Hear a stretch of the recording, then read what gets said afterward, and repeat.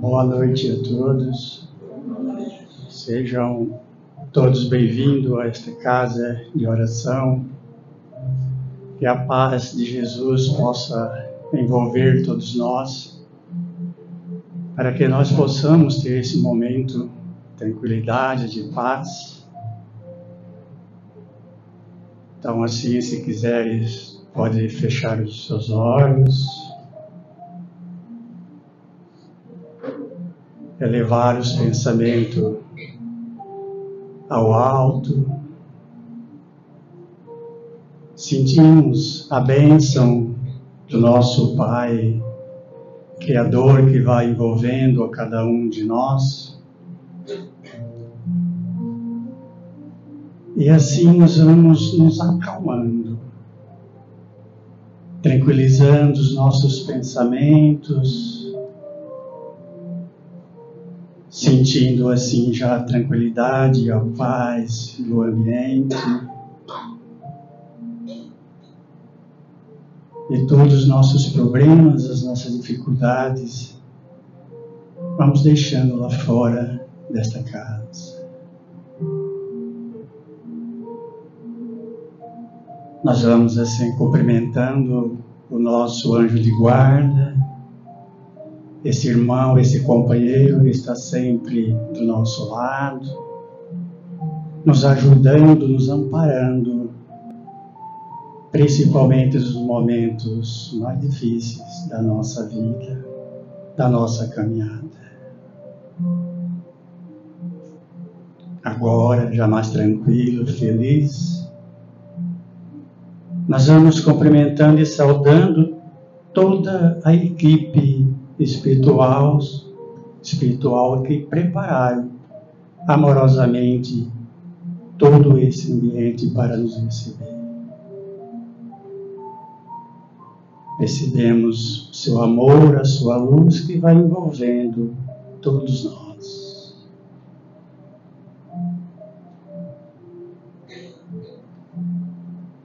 E assim, tranquilo, mas em paz, nós vamos caminhando pelo um caminho de luz. Todos nossos irmãos juntos, unidos, pelo mesmo objetivo, que é a nossa real felicidade, o nosso compromisso de buscarmos os ensinamentos e o amor de Jesus.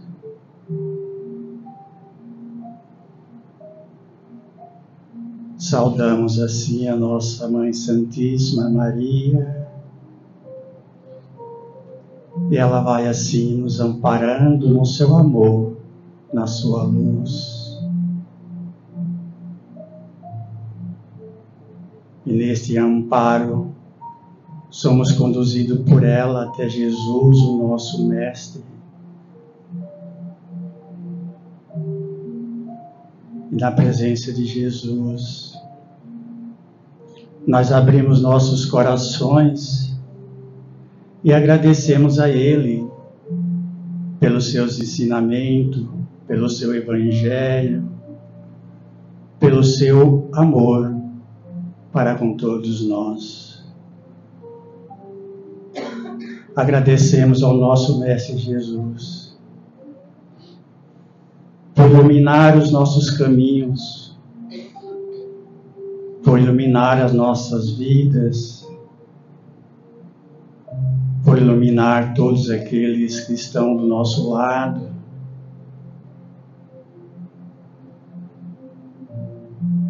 E Jesus amorosamente nos acolhe e nos leva até Deus, ao nosso Pai Criador.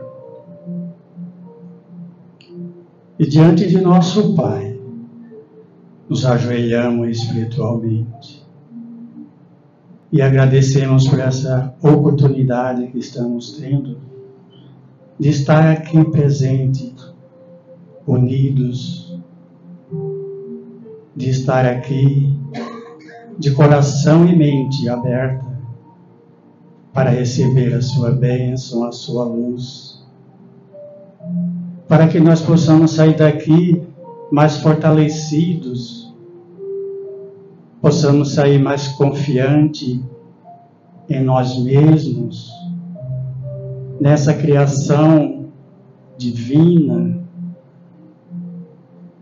que nós possamos crescer na fé e dizer: obrigado, Pai, por tudo. Que possa neste momento derramar sobre nós a sua bênção, a sua luz. E a Ti, Pai, agradecemos dizendo a oração que Jesus nos ensinou há mais de 2000 anos atrás. Pai nosso que estais nos céus, santificado seja o vosso nome. Venha a nós o vosso reino. Seja feita a vossa vontade, assim na terra como nos céus. O pão nosso de cada dia nos dais hoje, Senhor. Perdoa, Pai, as nossas dívidas, assim como nós perdoamos os nossos devedores. E não deixais cair em tentações, mas livrai de todo mal. Que assim seja, Pai. Graças a Deus e graças a Jesus. Agora vamos convidando a nossa irmã para a nossa palestra da noite de hoje. Boa noite a todos. Eu agradeço a oportunidade de estar aqui hoje com vocês. E eu espero que eu possa falar algo que seja proveitoso para vocês quanto para mim, né? Sempre que eu começo, eu sempre falo. Eu falo primeiro para mim, porque os meus ouvidos estão mais próximos da minha boca. Se servir para alguém, ótimo. Se não servir, vocês estão fazendo caridade de ouvir a palestrante, tá bom? Nosso tema da noite é o Evangelho segundo o Espiritismo, capítulo 5, Bem-aventurados os aflitos, itens 14 a 17. Óbvio que não vai dar para a gente ler tudo aqui, tá? Então, depois vocês puderem, cheguem em casa, dá uma lidinha para fazer a comparação com o que eu vou falar com vocês aqui. De uma forma geral, o tema é a fé na vida futura e a prevenção da tristeza. E aqui ele dá o subtítulo de O Suicídio e a Loucura. Tá? Bom, então tem um trechinho que eu vou ler, aí depois eu vou explicar. Se der tempo, a gente comenta mais, tá bom? Então vamos lá. O modo de encarar a vida terrena e a fé no futuro com calma e resignação dão ao espírito uma serenidade que é a melhor defesa contra a loucura e o suicídio. De fato, a maior parte dos casos de loucura é decorrente da perturbação produzida pelas contrariedades da vida que o homem não tem forças para suportar. Portanto, pela maneira com que o Espiritismo faz encarar as coisas deste mundo, ele recebe com serenidade, sem tristezas, as amarguras e as decepções que o desesperariam em outras condições. E fica evidente que essa força o faz entender esses acontecimentos e preserva sua razão de abalos que o perturbariam se não tivesse a compreensão que o Espiritismo lhe dá. Bom, por que esse trecho eu acho importante a leitura? Porque ele, de certa forma, é um resumo de todos esses subitens aí, tá? E ele vai muito de encontro com o tema, a fé na vida futura e a prevenção da tristeza.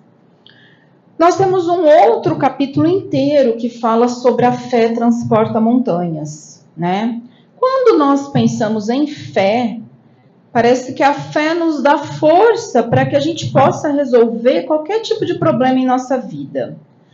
Quando nós vivemos desprovidos de fé, né, é muito mais difícil. Os desafios são muito maiores. As dificuldades são muito maiores, né? E muitas vezes nós nos desesperamos. quando nós temos um pouquinho só que seja, de contato com a doutrina espírita, vai nos trazendo explicações. Porque no dia a dia, eu acho que o que mais nos perturba é não saber por que nós passamos por determinadas situações. Uma das frases que eu acho que eu mais ouvi nessa minha existência foi: por que comigo?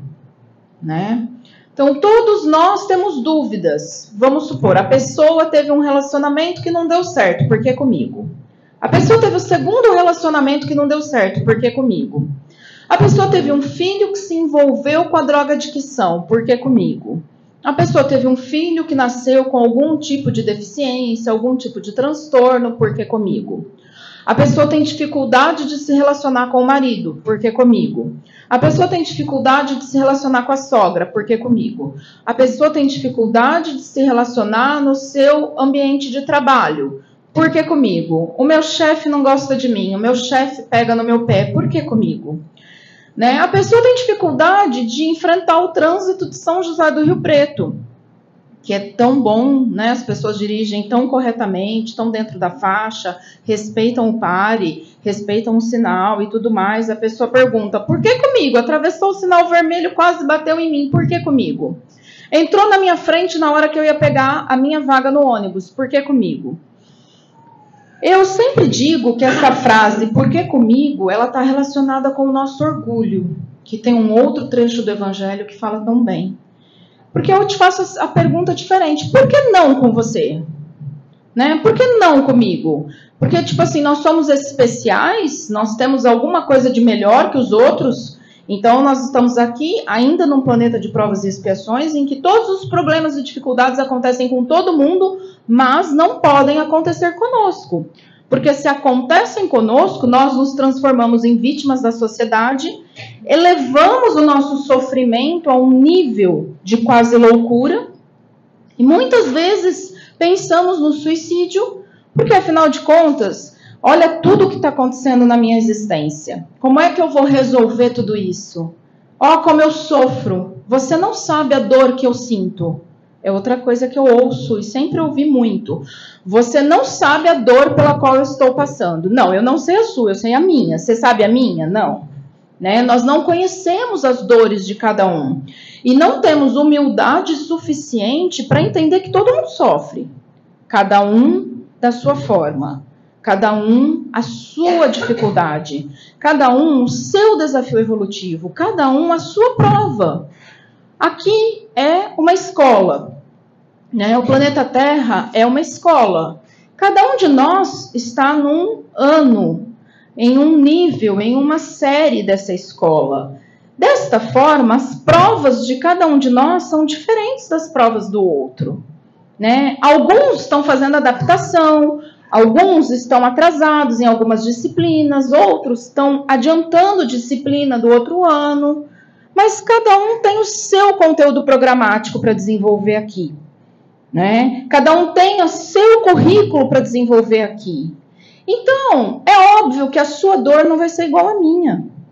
Só que nós temos a obrigação de termos respeitos uns com os outros, né? Eu sou muito contra o politicamente correto. Eu acho que o politicamente correto nos faz sofrer, porque nos coloca nesse patamar de vítimas da sociedade. Nos coloca nesse patamar de estamos sofrendo porque ninguém entende a minha dor, porque ninguém respeita a minha dificuldade, né? Sem enxergar a dificuldade do outro. Eu li uma sentença que a mulher entrou com uma ação contra a igreja, porque ela sentou numa dessas cadeiras e a cadeira quebrou, e as pessoas riram. Então, ela entrou com uma ação contra a igreja, porque causou um sofrimento a ela muito grande aquilo. Veja, é algo que pode acontecer com qualquer um de nós, independentemente do nosso peso, né? Qualquer um de nós pode sentar numa cadeira dessa e ela pode quebrar. Seja porque ficou no sol, por exemplo, e ressecou, né? Seja por ser uma cadeira mais velha, um pouco, qualquer um está sujeito. E ela entrou com uma ação contra a igreja, ela ajuizou uma ação, e aí a juíza disse que nós precisamos nos libertar da geração mimimi. né? Porque não é tudo que acontece na nossa vida que é digno de uma ação de indenização por danos morais, né? Então, nós precisamos trazer isso para o nosso dia a dia. Nós fazemos parte dessa geração mimimi que está aí. Tudo nos ofende, tudo nos dói. E aí eu costumo dizer, a maioria das pessoas está simplesmente sobrevivendo. Ela não está preocupada com nenhum de nós. Ela não está preocupada com as nossas dores, porque elas não são capazes de enxergar nem as próprias dores. Então elas não andam fazendo tudo para nos ofender, para nos magoar, para nos atentar, para nos atacar, para nos prejudicar. Elas simplesmente vão sobrevivendo. E como nós estamos pautados nessa geração mimimi, que tudo é contra a gente, tudo é para trazer o nosso sofrimento, tudo é para nos apunhalar, tudo é para nos dificultar a vida, nós sofremos mais, né? Porque é muito difícil viver assim. Dói demais viver assim, né? Agora, eu gosto muito do sistema rústico e sistemático, porque a gente vai sobrevivendo, parecendo tipo um boi bravo, vai andando e não vai se importando. Ah, a pessoa falou alguma coisa para você, o problema é da pessoa. Eu me lembro que eu passei por uma situação na vida que as pessoas me diziam assim, aquela pessoa está mentindo para você, aquela pessoa está te enganando, aquela pessoa está fazendo coisas absurdas nas suas costas. E eu dizia assim, bom, eu estou seguindo a minha vida corretamente. Se aquela pessoa está fazendo tudo errado, o problema é dela. É ela que vai arcar com isso depois. Eu estou seguindo a minha vida correta e vou continuar vivendo a minha vida corretamente. Eu não posso me pautar a minha vida pelas escolhas do outro, né?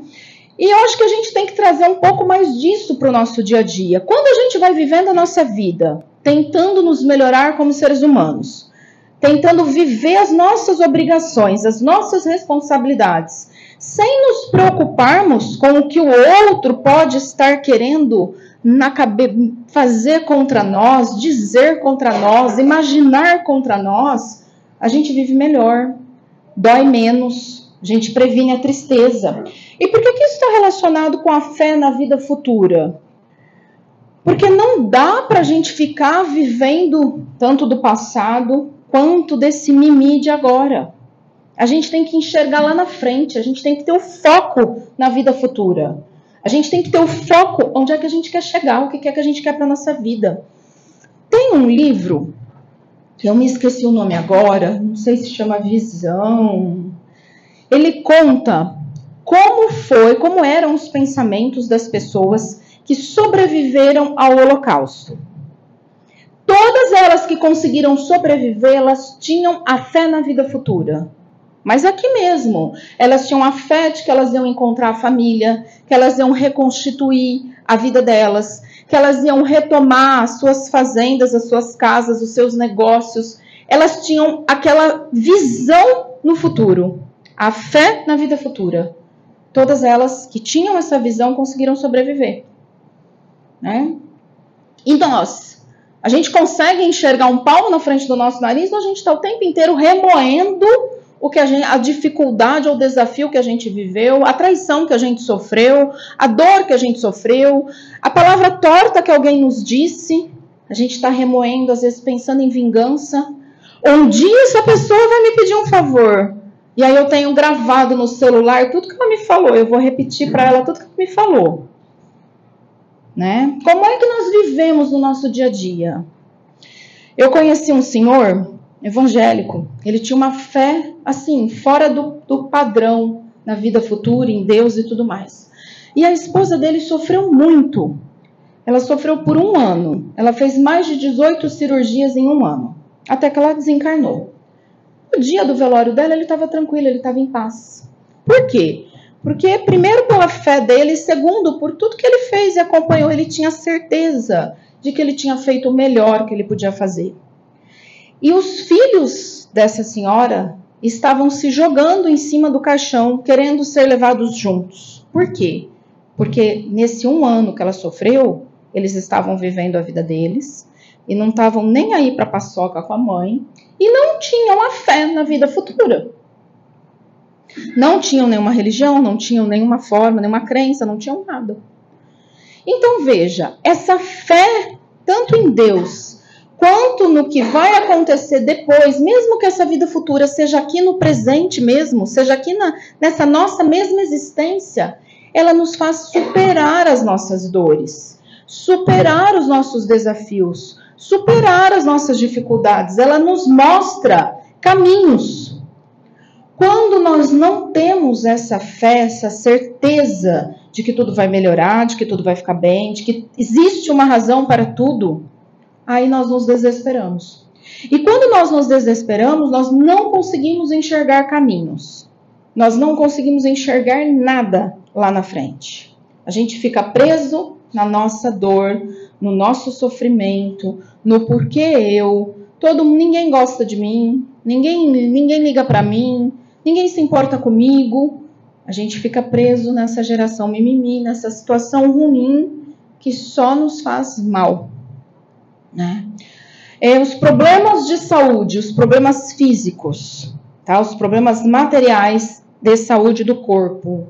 Existem já inúmeros estudos de como as pessoas que têm fé, elas superam os problemas físicos, elas se curam, elas sobrevivem, né? Eu falo assim, vou dar um exemplo do meu avô paterno. Meu avô paterno era uma pessoa que dizia que não acreditava em nada. E aí ele teve um câncer. E aí eu trouxe ele para o centro espírita, a gente começou a frequentar, ele leu o evangelho inúmeras vezes, levamos ele para casa. E aí tinha uma previsão, né? Eu esqueci o nome disso, tem um nome para isso. Mas assim, uma previsão dele viver mais 6 meses.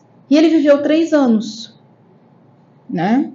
Então, veja, por que foi dado a ele essa oportunidade dele prolongar a existência dele aqui por 3 anos, ao invés da previsão que tinha dele ir embora em 6 meses? Porque ele se envolveu com a fé na vida futura, né? Aí, quando ele desencarnou, ele já dizia assim, que ele acreditava em Deus e na natureza.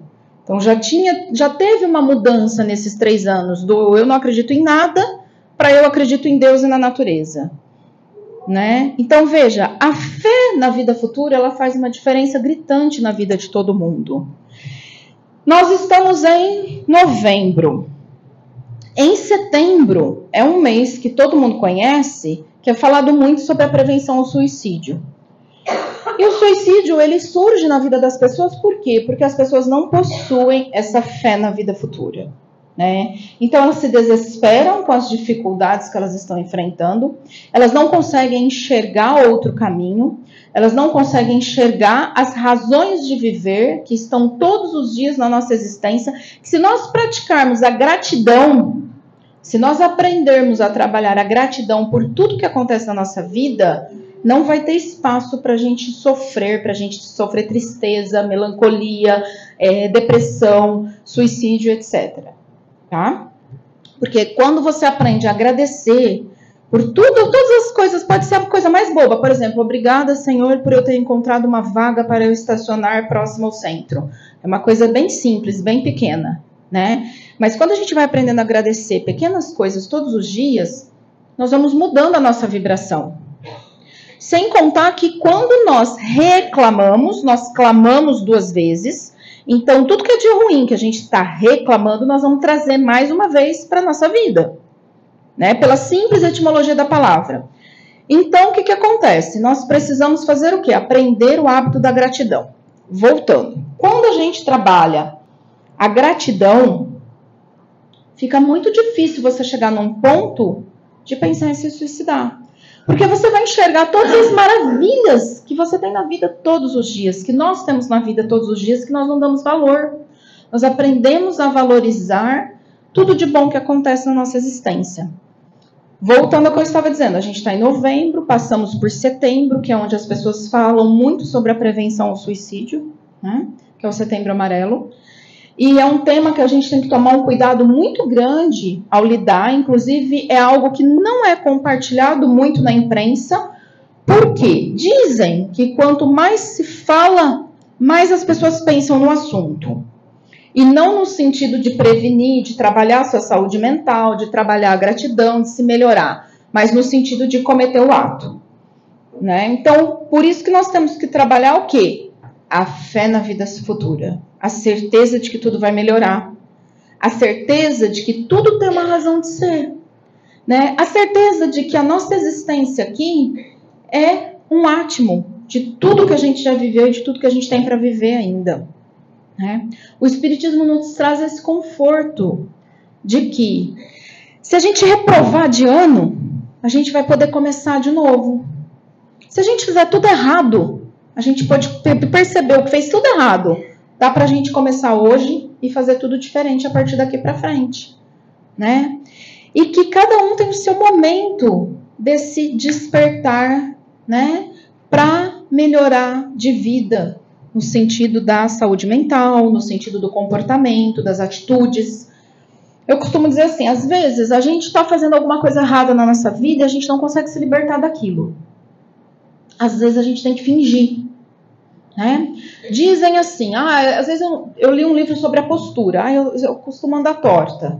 Eles falam, então o que você tem que fazer? Você tem que pôr essa postura em você e forçar você a andar com a postura correta todo dia, mesmo que ainda não seja algo seu. Pois na vida é assim, às vezes a gente tem um comportamento errado que a gente precisa trabalhar e precisa melhorar. No começo, às vezes a gente não vai ser natural. Às vezes a gente tem que fingir que a gente já mudou, que já está tudo bem, né? Afinal de contas, uma palavra, uma mentira dita várias vezes, ela vira verdade, supostamente, né? Então, se eu começar a falar para mim que tá tudo bem, né? Começar a pensar em coisas positivas, começar a mudar meu padrão vibratório, começar a aumentar as orações, vigiar e orai, né? Começar a pensar, vai dar tudo certo, né? Vai dar tudo certo, tudo vai melhorar, tudo vai melhorar, tudo vai melhorar. O que eu estou fazendo? Eu estou mudando a minha história. Eu estou saindo daquele lugar negro e eu estou devagarzinho me transferindo para um lugar de paz, de luz, de serenidade, de tranquilidade. Uma outra coisa importante que fala aqui é a resignação. Então veja que tem muito a ver com o que vai vir para frente, o bem e mal sofrer. Muitas vezes, todos nós temos que passar por um desafio que nos causa dor, que nos causa sofrimento.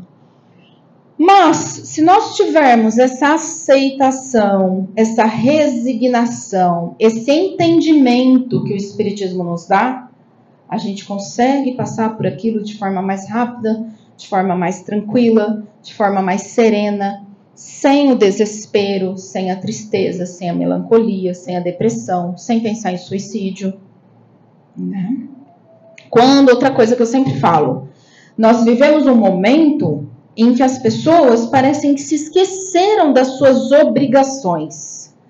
Então, elas tomam outras coisas que não são nada importantes, como se aquilo fosse bom e necessário nas suas vidas. Vou dar um exemplo simples. Quem que aqui é pai ou mãe? Ergue a mão, não precisa erguer todo mundo junto, senão não enxergo isso. Né? Ou seja, a maioria aqui é pai ou mãe. Tem um capítulo um pouquinho mais para frente que ele diz o seguinte, que a maternidade, que a paternidade é uma missão divina. Então, gente, se Deus te deu uma incumbência, essa incumbência, ela tem que ser prioridade na sua vida do que todas as outras coisas. Mas hoje em dia a gente tem essa mentalidade, a gente consegue enxergar que a maternidade ou a paternidade é uma missão divina na nossa vida, que a gente tem que priorizar a nossa prole, o desenvolvimento da nossa prole sobre todas as outras coisas? Ou nós achamos que é o Estado que é responsável por tudo isso? Né? Que é a babá eletrônica, né? Não, basta você ter um celular. Hoje em dia o pessoal tem filho, 2 anos, no máximo a criança está com o celular na cara. Né? Não consegue nem enxergar um pouquinho mais para frente porque o celular está aqui. Então veja, se nós nos focamos nas obrigações que nós temos, por exemplo, com os nossos filhos, será que vai dar tempo da gente ficar triste? Será que vai sobrar tempo para a gente sofrer? Não, gente, não sobra tempo, entendeu? Não tem como. Se você focar na necessidade que uma criança representa, que um filho representa, seja da idade que for, porque todo mundo com quem eu converso, parece que quanto mais vai envelhecendo, crescendo, pior fica, né? Então, assim, a preocupação aumenta, ao invés de diminuir. Então, assim, o filho da idade que for, se a gente focar na nossa responsabilidade, missão divina em relação a esse filho, não sobra tempo para sofrer, não dá tempo, gente. Não dá tempo para ter pena de si mesmo, porque, ai, eu não ganhei na Mega Sena, agora eu vou chorar. Não dá, entendeu? Não tem como. Eu não posso comprar um sapato daquele outro lá que custa não sei quanto, daquela marca famosa, porque, afinal de contas, não dá tempo, né? Todo o restante passa a ser muito pequeno, né? Se a gente focar nas nossas obrigações em relação aos nossos pais, quem aqui tem pai ou mãe que está idoso? E quem se lembra da existência deles?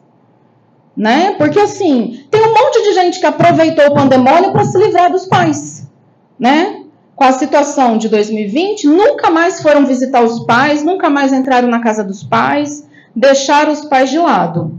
Afinal de contas, vai que pega uma gripe, pega alguma doença, alguma coisa, dengue agora, né? Vai saber. Então, vamos esquecer os pais, vamos aproveitar todas as desculpas do mundo para deixar os pais idosos de lado. Ai, nossa, mas é difícil, hein? Nossa, mas ele repete tanto. Mas ele reclama tanto. Nossa, mas ele xinga. Nossa senhora, complicado, hein? Gente, que dificuldade. É melhor eu não ir lá, não. Né? Se a gente lembrar da outro trecho do Evangelho que fala sobre as nossas obrigações, é que bateu o ar, não dá para ver o horário. Mas eu tô acabando. As nossas obrigações em relação aos nossos pais, né? No mínimo, pela questão da reciprocidade, no mínimo pelo que eles fizeram por nós quando nós nascemos, auxiliaram, né, por um período que a gente não tinha condições de virar sozinho, né? Alguns deram bons conselhos ao redor da vida, alguns deram boas educações, outros não foram tão bons assim, aí a gente tem que ser caridoso. Caridade começa em casa, outro trecho do Evangelho, né? Então, se nós focarmos nas necessidades dos nossos pais idosos, também não vai sobrar tempo para sofrer. Não vai sobrar tempo para ficar triste, para ficar melancólico, para se desesperar. Né? Bom, nosso tempo esgotou. Eu peço desculpas, que eu falo muito correndo às vezes, é porque não dá tempo. Eu peço que todos nós saiamos daqui dispostos a fazer esse tipo de reflexão sobre a fé na vida futura e a prevenção da tristeza. E sobre assumirmos as nossas responsabilidades. Aquelas que estão nos puxando, nos cobrando, que a vida está nos colocando no dia a dia, né? Sempre com uma visão de futuro, uma visão positiva. Tá passando por dificuldades? Vigiai, orai, orai e vigiai, vigiai, orai, orai e vigiai. Vamos elevar o padrão vibracional e ter foco na vida. E tudo vai ficar bem, tudo vai melhorar, tudo vai dar certo. Aí você fala assim, Messênia, mas isso aí parece mensagem de autoajuda. Lembra que quando a gente repete, a gente vai atraindo aquilo para nós. Então, vamos repetir isso, que efetivamente nós vamos conseguir trazer isso para a nossa vida. Muito obrigada, Deus abençoe a todos nós, que cada um encontre aquilo que veio buscar aqui e que tenhamos um ótimo retorno aos nossos lares depois. Boa noite.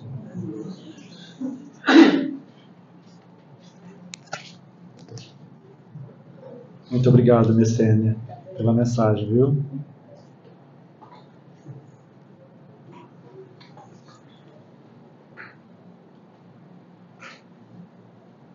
Então vamos nesse momento fazer a nossa preparação para os passes.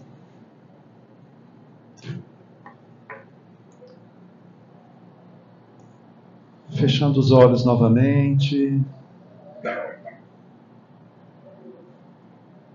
E como fazemos toda semana,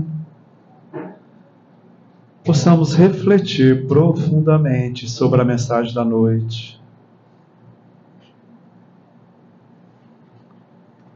Que a nossa companheira nos trouxe, nos faz lembrar da vida futura e que nos faz pensar também como será a nossa vida futura, o que esperamos da vida futura. A resposta está da maneira que vivemos hoje, da conduta que temos nos dias de hoje, vai refletir a nossa vida futura.